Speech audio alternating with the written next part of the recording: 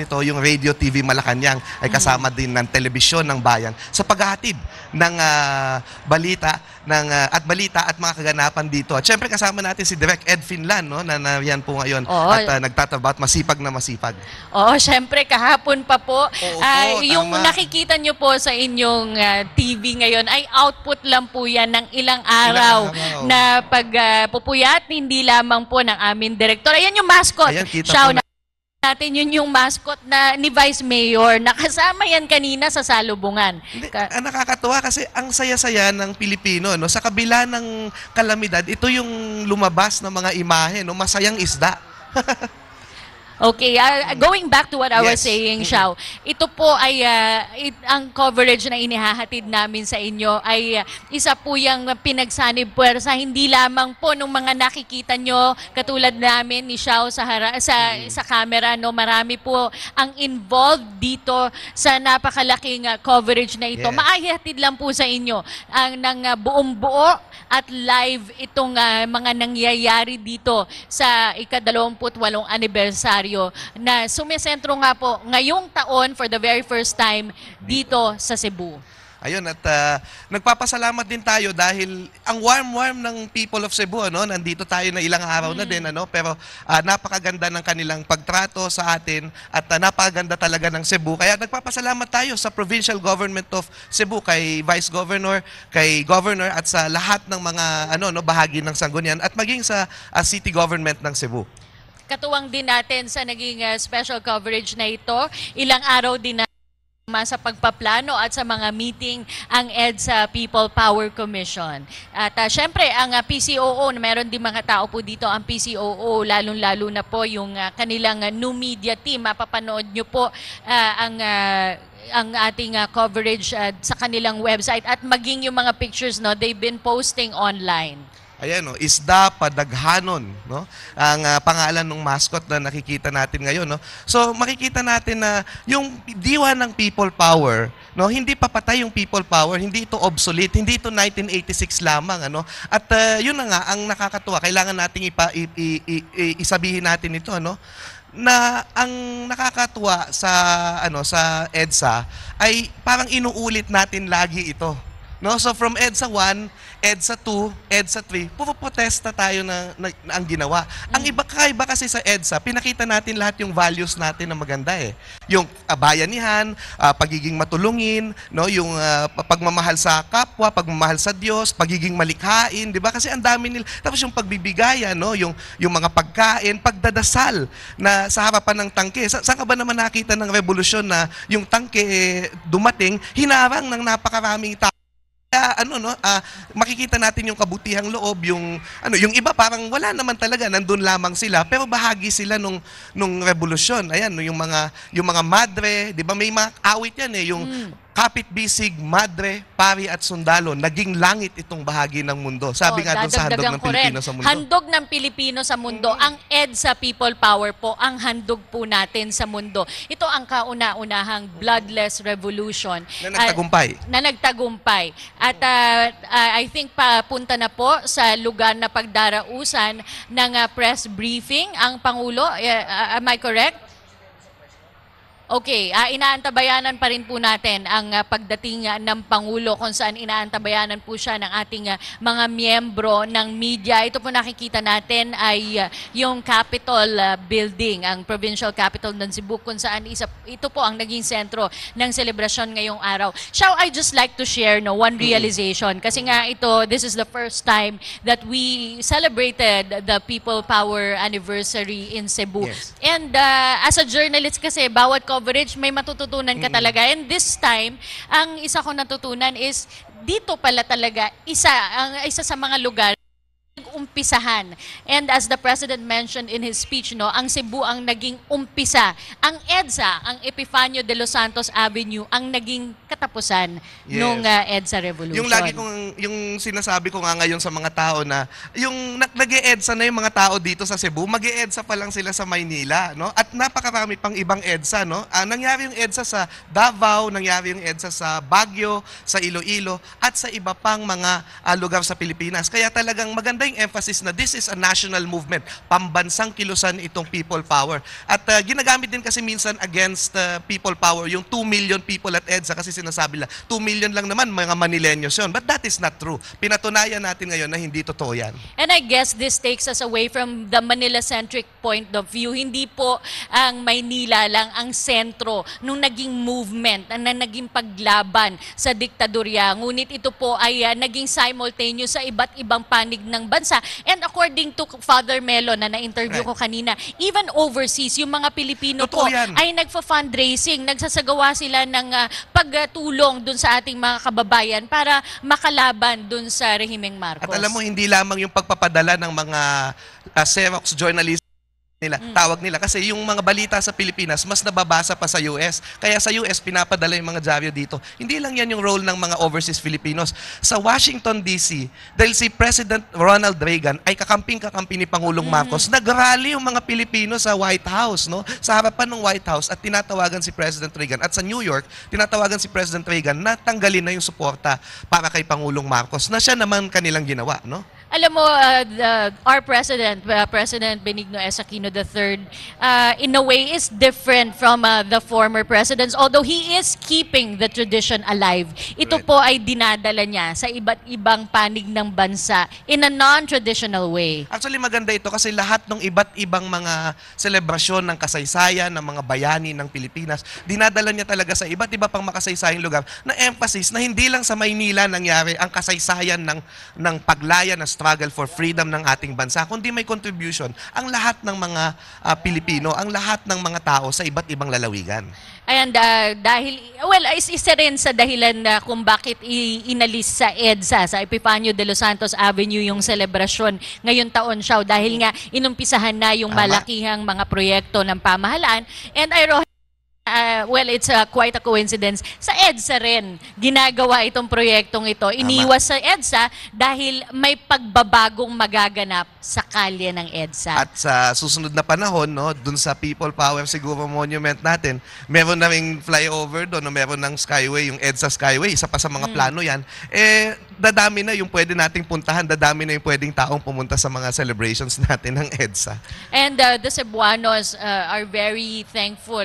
Kanina nakausap natin si Governor Davide and si Mayor Rama ng Cebu City. Sabi nga nila, nasisihan sila at sa wakas, it's about time. Sabi nga ni Governor Davide, it's about time na mabigyang pansin naman ang Kabisayaan sa pagdiriwang ng national event na ito. Kasi importante yung mga probinsya, no? Dahil yun lang ang problema lang noon, kailangan nating malaman, yung television doon lamang siya sa doon lamang siya sa Maynila noon, no? Sa probinsya hindi masyadong nako-cover 'yan. Pero ngayon kung may national movement ng pagtutulungan ang malalaman natin, kahit sa iba't ibang lugar sa Pilipinas malalaman natin kasi may Facebook na, may Twitter na. Yan yung actually isang ng EDSA revolution, no? Isang ng EDSA revolution sa atin. Malayang media, and eventually Cory Aquino, siya ay naglagay ng mga tao doon sa tinatawag na IT Commission na siyang eventually in 1995 will invent the World Wide Web dito sa Pilipinas. Kaya yung cyberspace,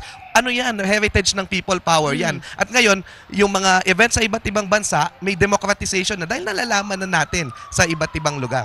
Alam mo, Xiao, mahalaga, no? I just like to go back to the analysis, our conversation with Conrad de Quiros, the importance of symbolisms in keeping the spirit and the traditions alive. And yun nga, no, para sa katulad natin na hindi naabutan ang EDSA People Power Revolution, ay mahalaga po ito, yung barbed wire, yung symbolisms nito, para maalala po natin ang tunay na diwa ng EDSA. At ngayon, babalikan natin yung press conference na yan, pero babalik muna tayo sa PTV Studios kay Nikki at saka kay JC. Magandang araw sa inyo. Happy People Power!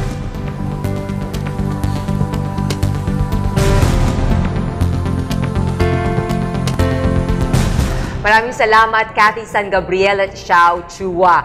At ngayon po, makakapanayam natin ang isang history pag-uusapan natin, magbabalik tanaw tayo, alamin natin ano ba nga talaga ang kalagayan ng ating bansa noong panahon ng batas militar. Kasama natin ngayong umaga si Alvin Campomanes, isang historian. Magandang umaga po. Magandang umaga sa inyo at makabuluhang pag-alala sa EDSA People Power. Noong ngang batas militar, no? Kasi like JC beside me here, was born after the EDSA Revolution. Hindi na nila alam kung ano ba yung talagang kalagayan ng Pilipinas noong panahon ng batas militar o martial law. Pwede bang ikwento mo sa amin, paano ba noong mga panahong yon? Mahalagang balikan kung ano ba yung panahon ng martial law sapagkat kahit ang kahulugan ng EDSA ay nakatali rito. The meaning of EDSA will always be inextricably linked to how we make sense of the Marcos era. So para sa mga Pilipino na nagsasabi na maganda ang pamamalakad ni Marcos, yung EDSA raw ay sa katotohanan lang ay nagbunsod pa raw halimbawa ng pagbagsak ng ekonomiya. Itong revisionismong historical na ito ay napakatotoo at makikita natin sa social media. That's why it's very important to go back and story of martial law so that we can make sense of EDSA better. So ano nga ba yung kalagayan ng Pilipinas sa ilalim ng martial law? When Marcos declared martial law in 1972, sabi niya, he was out to save the republic and reform society. So yun yung inasahan ng bayan. Ang pangako ni Marcos, gagawin nating dakila uli ang bansang ito. At nung unang mga taon ng martial law, pwede nating sabihin, merong mga positibong epekto yung deklarasyon. Halimbawa, umunlad ang ekonomiya, nagkaroon ng peace and order, yung matagal lang inirereklamo ng mga negosyante. At mukhang totoo yung pangako ni Marcos na gagawin niyang ang dakila yung bansa. Pero somewhere along the line, no, somewhere in his term, makikita natin yung disiplina na naipataw sa pamamagitan ng represyon o paninikil ng mga karapatan natin. At makikita rin natin later on yung epekto ng crony capitalism, yung malawakang korupsyon na hindi nababalita, unlike today that we are enjoying this democratic space at meron tayong kakayahan na i-demand ang accountability at transparency. So, para sa mga Pilipino na hindi direktang nakaranas ng repression, pwedeng sabihin na haka-haka lang o kwento lang yung mga torture, yung mga pag-aresto at yung paglilitis ng mga sibilyan sa military tribunal. Pero kung aaralin po natin ang kasaysayan, napakadetalyado ng mga tala, ng mga account. At kung malalaman natin ito, magiging mas malinaw rin sa atin kung gaano nga ba kahalaga yung tagumpay ng EDSA People Power. Sapagkat kung hindi ito malinaw sa atin, madaling sabihin na baliwala ang EDSA at ito ay simpleng pagpapalit lang ng rehimen. Actually, Alvin, isa doon sa mga nakikita ko ring problema, no, na nakikita natin dito sa revisionism nga na tinatawag mo is yung fact na kapag sinasabi natin basta nagkaroon ng repression no, nung martial law, madalas kasi yung mga kwento no, nung mga nangyayari talaga, is nasabi mo nga, mga detalyadong tala no, nung mga nangyari talaga, hindi na nagtatranslate no, sa modern day stories no, or doon sa mga, baka meron kang pwede kunyari ikwento no, na detalyado no, na konkretong nangyari noon. No, para maramdaman nila, oo nga, no, ano bang nalalaman mong nangyari noon na hindi mo makalimutan na incident na talagang nagkaroon torture, nagkaroon ng mga ganung pangyayari? Bilang isang scholar na nagtutuon ng pananaliksik sa buhay ni Ninoy Aquino, siguro magandang tingnan yung nangyari kay Ninoy.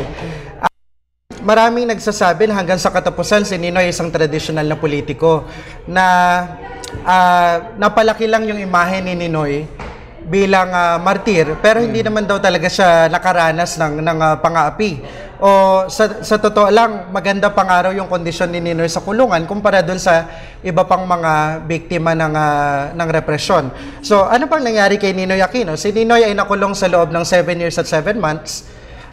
Dumating sa punto na dahil iniharap siya ng sapilitan sa military tribunal, siya ay naglunsad ng isang hunger strike. At sa hunger strike na ito, muntik niya na itong ikamatay. Bumagsak yung blood pressure niya ng 60/40. Naging napakapayat niya na at napakahina. At sabi ng doktor, maaring dumating sa punto na ikasira na ng kanyang ulo o mawala na siya ng tuluyan ng katinuan. Pero inilaban niya yung kanyang paninindigan. Maganda ring banggitin halimbawa yung kaso ni Primitivo Mijares na autor ng the conjugal dictatorship of Ferdinand Imelda Marcos. Nawala po si Primitivo Mijares. Up to this day, we don't know where Primitivo Mijares is. Isa siyang desaparecido. At hindi po siya nag-iisa. Napakarami ng kaso ng mga Pilipinong nawala. Ito yung sinasabi nilang sumakay sa eroplano. Nung lumapag yung eroplano, wala na siya. Wala si Primitivo. Wala na siya. Mas nakakalungkot yung nangyari sa anak niya na si Boyet, no? Isang estudyante, no? Napakabata, kung hindi ako nagkakamali, nasa 14 years old. Ipinatawag siya at sinabing gusto raw siyang makita ng kanyang ama. At pagkaraan ng ilang araw, natagpuan yung kanyang bangkay, 33 ice pick wounds around the body, bunot lahat yung kanyang kuko. So itong mga ganitong kwento, tunay na kwento no, ng mga Pilipino na nakaranas ng repression, hindi lahat ito alam ng bayan. Kaya kung ang tao halimbawa, nabuhay nga noong panahon ng martial law, pero walang direktang karanasan, walang kamag-anak na na-torture, walang kaibigan na nadukot, at ang naaalala niya lang ay nagpatayo ng magagandang building si Imelda Marcos, naipatayo ang San Juanico Bridge, naipatayo ang PICC, ang CCP. Pwede nating sabihin na ang galing-galing ng pamamalakad ni Marcos. Pero dapat nating ipakita yung parehong panig. Meron mang mga magandang naidulot ang pamahalaang Marcos, dapat hindi natin kalimutan yung issue ng malawakang paglabag sa karapatang pantao at yung walang habas na pandarambong sa ekonomiya. So nakaka-alarma itong nangyayari na napapansin ko lamang dito sa online na parang nababaliktad yung history natin, na parang lumalabas na parang mas sinasabi ng iba, mas maganda pa nung panahon ng martial law, disiplinado yung mga tao, ang daming mga nagawa yung cultural center, nagawa itong mga infrastruktura. Hindi nila nakikita na at what price? Ano ba yung tunay na sitwasyon noon? Parang nakaka-alarma na baka naman kapag itong mga matatanda na yung nangyari yung EDSA revolution, pag namatay itong mga to, itong henerasyon na to, baka maiba na yung history. Exactly. Sangayon ako dyan. Actually, isa dun sa mga nakakatakot pang aspeto nito, yung mga naka-receive kasi nung parang pinakamalalang torture, no? Ito yung mga nawawala ngayon. So parang while the regime was kumbaga tinatanggal yung opposition, tinatanggal niya rin yung mga storytellers sana, no, in the future. Kaya ngayon ang onte nung accounts, no, compared doon sa lahat nung tahimik na nangyayari sa magandang punto yan. Oo, bakit ang konti nung yung talagang history, hindi pa talaga siya nailalagay o nailalahad sa ating history books, yung tunay na nangyari. Parang iba-iba ang sinasabi. Okay. Magandang paksayo na buksan September 2012. Yun po ay ika-4 na pong anibersaryo ng deklarasyon ng Batas Militar. Pero up to this day, we don't have yet the definitive historical account of the Marcos era. Unang-una sa lahat, napakahirap, napaka-problematikong isulat yung yugtong ito ng kasaysayan sapagkat ito yung panahon ng propaganda. Kung merong mga Pilipino na nagsasabi o ang naaalala nila, maganda yung panahon sa ilalim ni Marcos, ito ay indicative of the kind of propaganda work that went with the consolidation of the dictatorship. So kung ganito yung ating kalagayan, lalo pong kinakailangan na ikwento natin yung karanasan ng mga Pilipinong nasaktan ng Batas Militar. Alam niyo kung ano yung laganap ngayon na pagbaluktot ng kasaysayan ay mga komunista lamang daw ang nasaktan ng martial law.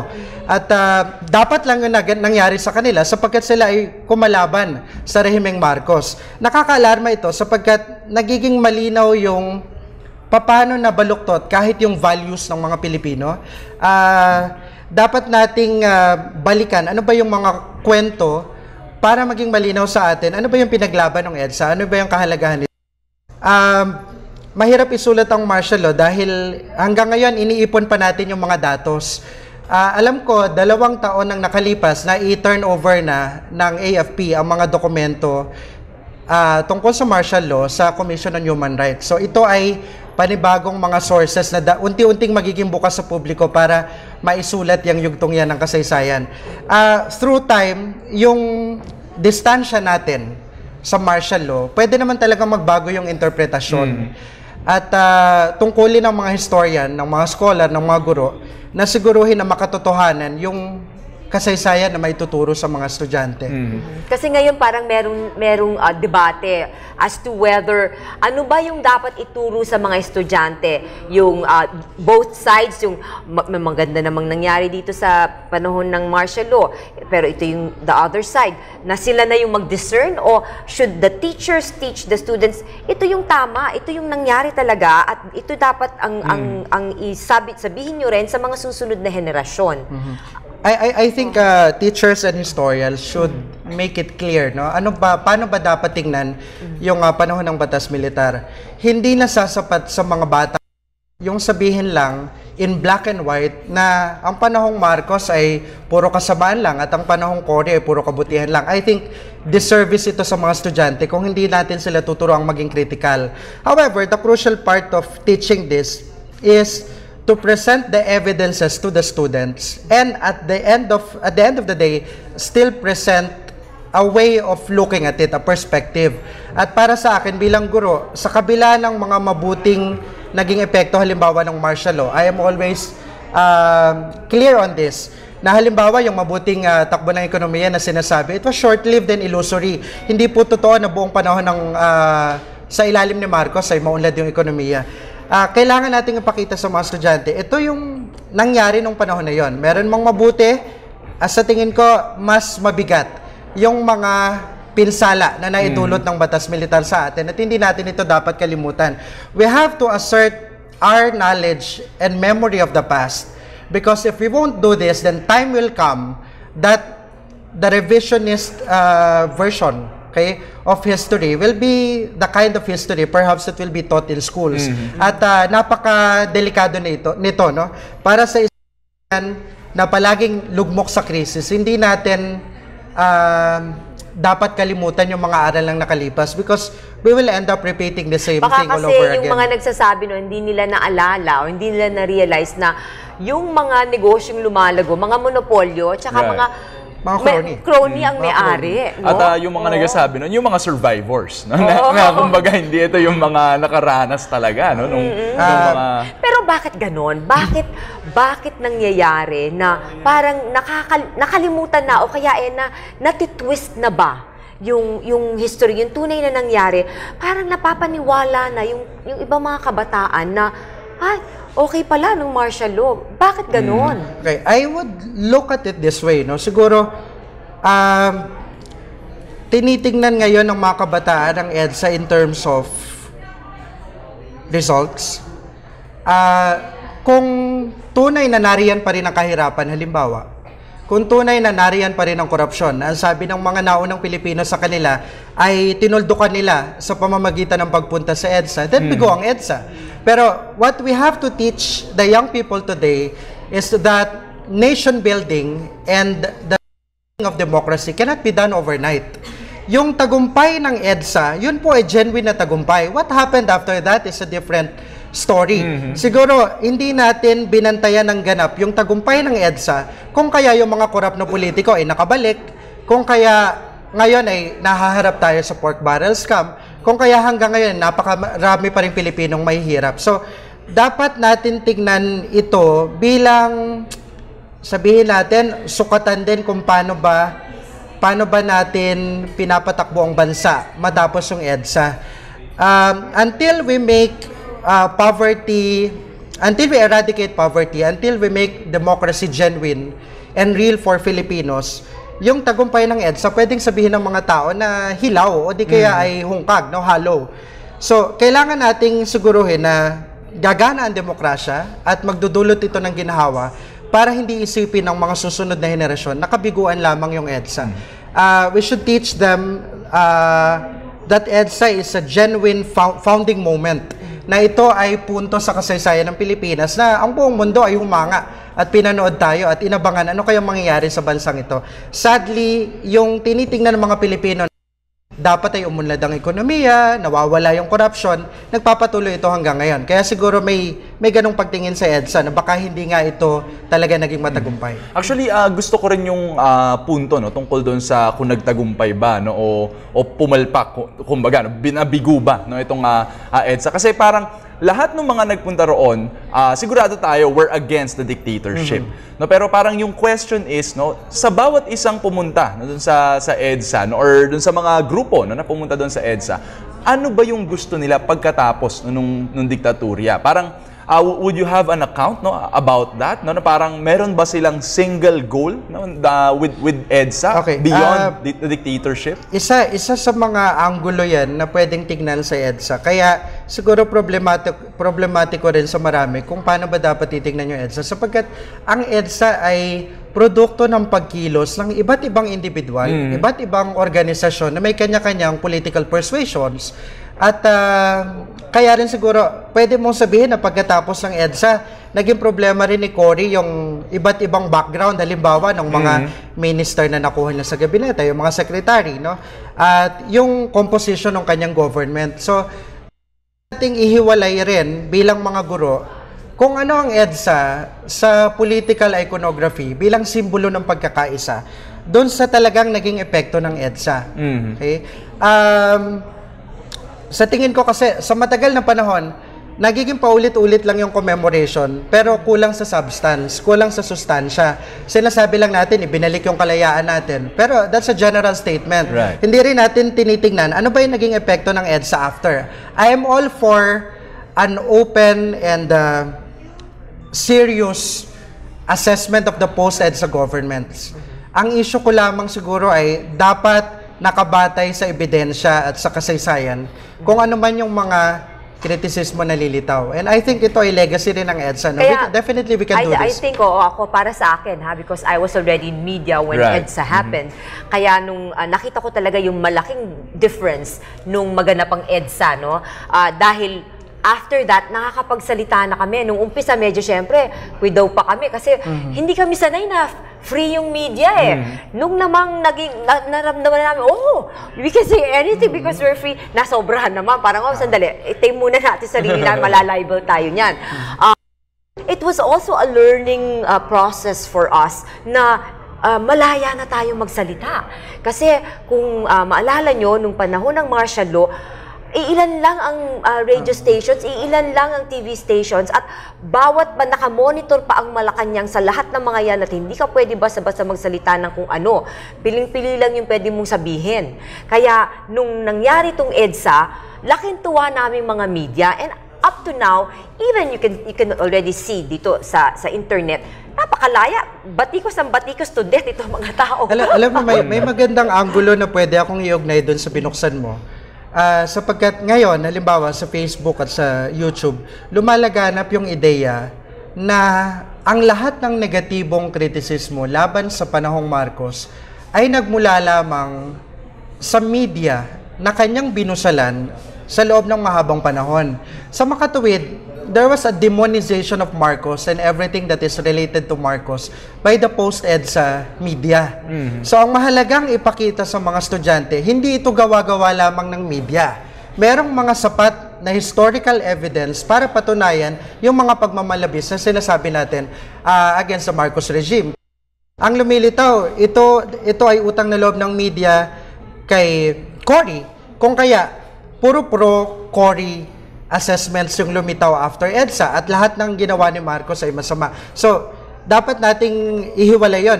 Iba yung impormasyon halimbawa na binibigay ng media na napakawalan after EDSA, at iba rin yung mga scholarly studies, no? Mga pag-aaral na magpapatunay na totoo rin yung sinasabi ng media. Of course, to some extent, merong ganun ring fault ang media after EDSA, pero hindi mo rin siya masisi dahil napakahabang panahon na binusalan at hindi hinayaan ng media na magpahayag ng katotohanan.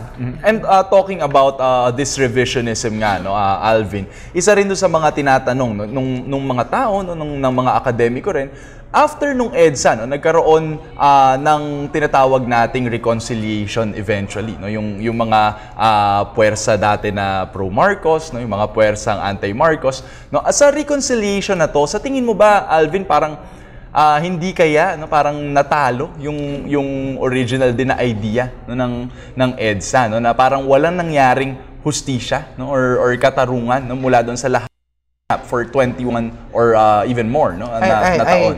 I think that's a very good question kasi kung lilimitahan natin ang ating sarili sa ritual ng pag-alala sa EDSA, every year, without looking at how we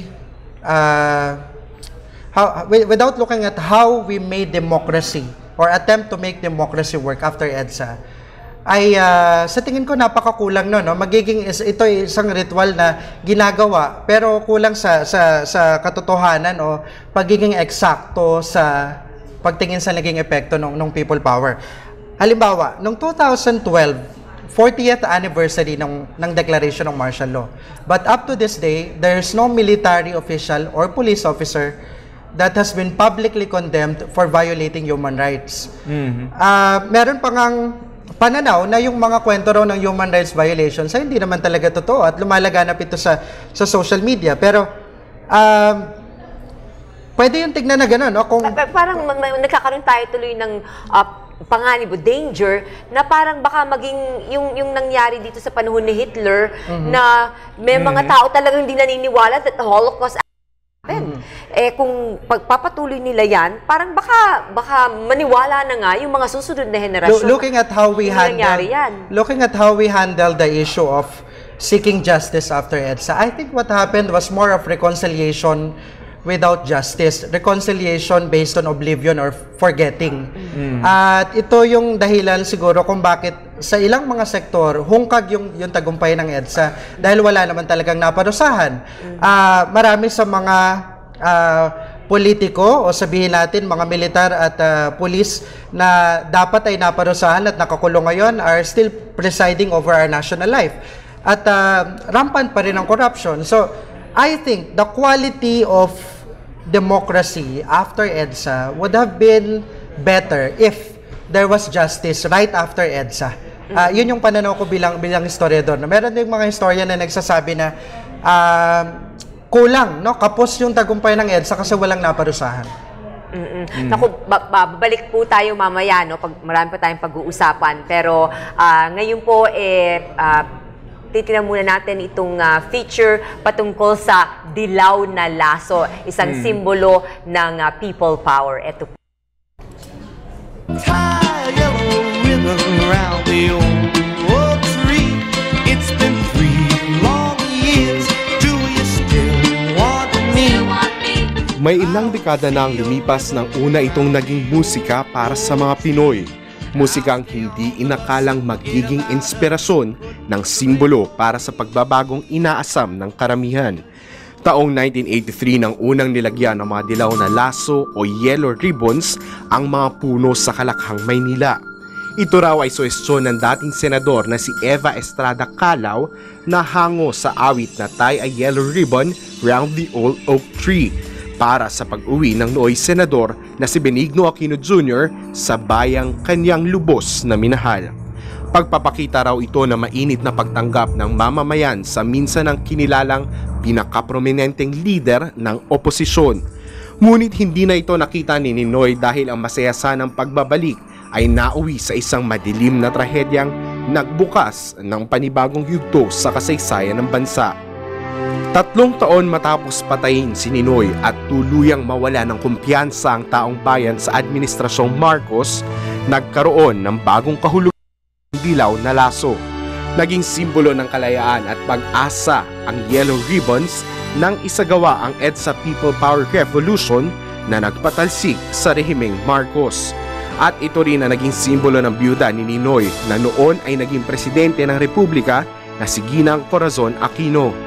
Sa kasalukuyan, ang nag-iisang anak na lalaki ng mag-asawang Ninoy at Cory na si Presidente Benigno Aquino III ang nabigyan ng mga Pilipino ng pribilehiyong maggamit bilang simbolo ng kanyang pamahalaan ang dilaw na laso para ipagpatuloy ang laban na minsan ang sinimulan ng kanyang mga magulang kasama ang taong bayan. Ang dilaw na laso ay mananatiling simbolo na magpapaalala sa bawat Pilipino na may bagong pag-asang darating para sa bayang minamahal at ipinaglaban. Para sa Telebisyon ng Bayan, ako si Dale De Vera. At yan nga yung ating naging pagtingin, no? Kung ano nga ba yung simbolo, no, ng dilaw na laso sa naging pagkilos at kaugnay nga nitong nangyaring EDSA People Power Revolution 28 years ago. At ngayong umaga ay makakasama naman natin tungkol pa rin sa dilaw na laso, no, mula sa Yellow Ribbon Movement ang kanilang spokesperson, si Ma'am Cleo Llamas. Magandang umaga po. Yes. Para sa inyo po, ano ba yung sa palagay nyo iniwan na legacy ni dating Senador Ninoy Aquino at dating Presidente Cory Aquino dito sa ating bansa? Isang bagay ang malinaw sa akin. Yun ang pagkakaisa ng mga Pilipino tungo sa isang hangarin. Noong panahon ni Ninoy, ang ating hangarin ay sana matapos na itong pagpapatay sa mga oposisyon. Nung panahon ni Cory, mayroon tayong layunin na makaunlad ang bayan. Kasi nagkaisa tayo na, sige, kailangan tayo makalaya. Sabi mo nga, nagkaroon ng press freedom na hindi nyo alam na maganda pala yung pwede nating sabihin kung ano ang ating hinaing. Ngayon naman yung legacy nila na pagkakaisa talaga na tayo ay uunlad kung tayo magsasama-sama. Siyempre kailangan malinaw yung ating hangarin. Kasi kanina nadinig ko, ano ba ang EDSA? Ano ba ang hangarin nung ba't nagkaroon ng EDSA? Hindi, nagkasama-sama ang mga maraming Pilipino na gusto namin makalaya, magkabagbigay ng mawala yung takot na magsalita, magkaroon tayo ng isang sama-sama para tayong lahat mabigyan ng pag-asa sa buhay. Hindi lang yung mga malakas sa gobyerno. Iisa lang ang ating layunin nun. Mahirap, mayaman, marunong, maganda, pangit, isa lang. Kaya nagkasama-sama, nagkaisa-isa tayo. Yung pagkakaisa-isa natin naman, pagkatapos na mawala na ang diktadura, parang nagkanya-kanya na naman. Diba? Kasi parang yung lumabas yung, teka muna, ako muna. Ako ang mas nalong nahirapan, kailangan ako naman ang pagbigyan. Yung kanya-kanya, gusto kong makaahon sa hirap. Kailangan gumawa ako ng paraan para yumaman. Yung pagkakaisa-isa, yung nagwatak-watak kasi nagkaiba-iba ang layunin. Merong ibang gusto na, siyempre, yung kabuhayan nila umangat. Yun kung iaasa natin sa isang Pangulo, hindi makakaya. Kasi, siyempre, ang pagkakaisa dapat tulong-tulungan sa pagbuhat ng mabigat na problema. Sabi ko nga ngayon, ang nangyari, parang medyo nagkawatak-watak ang ating mga layunin. Actually, Ma'am Cleo, maitanong ko na rin, no? Parang itong dilaw kasi na laso, no, talagang naging simbolo na for so long, no, nang nangyaring EDSA People Power Revolution. In fact, yung color yellow lang ay simbolo na nung nangyaring EDSA. Meron ho bang backstory na bakit ho kaya dilaw, no, or yellow nga itong napiling kulay? No? Would you know, Ma'am Cleo? Alam nyo kasi hindi ba yung Yellow Ribbon na kanta? Taya Yellow Ribbon. Alam mo ba yun? Taya Yellow Ribbon. Hindi nyo alam yun. Nauhuli ako. Kasi hindi siya pag alam nyo yun kasi bata ka pa. Kasi nung babalik na si Ninoy, ang simbolo ng pag-welcome sa kanya, maglagay ng lasong, ng dilaw na laso sa mga puno. Taya Yellow Ribbon. Yung kantang yun parang lumawak lang lahat ng sige, welcome natin yung pag-asa. So, kaya naging Yellow Ribbon. Tapos, yun na nga ang naging simbolo din ng pagkakaisa. Kasi nung unti-unti, naging simbolo yun na pag meron kang gustong layunin na maganda, magsuot ka ng yellow. Kahit nung mamatay si Cory, lahat ng mga tao, hindi naman lahat, kasi hindi naman lahat merong yellow na pero makikita mo yung yellow ng nakahilera buhat sa katedral hanggang sa libingan. Ang mga tao lumabas kahit na umuuna ng naka-yellow, makikita mo na merong suporta. At saka nung panahon pa nung nandun pa si Marcos, di ba confetti na mula sa mga gusaling matataas, nagtatapon ng yellow confetti. Yung directory, yung yellow pages, ginagawa nilang confetti yon, tinatapon bilang pagpapakita na nakikiisa sila dito sa laban movement. Nakikiisa. Yun ang, kasi para bang, naging simbolo na yun ng pagkakaisa talaga. Kaya kung manginsan, ayun, meron na kayelo, kaibigan. Di ba? Pag may ibang kulor, parang medyo, parang, magkapatid tayo. Magkakasama tayo. Kasi hindi naman lahat marunong magsalita ng kanilang pagsang-ayon. Kasi marami kang nakikita na masarap pakinggan at gusto mong sumang-ayon. Pero ikaw halimbawa medyo nahihiya ka ng konti, ang gagawin mo na lang, magsuot na lang akong yelo para sabihin, ako din, kasama ninyo. Ngayon nga, yun sa ating ngayon, yung ating Pangulo ngayon, yung anak ni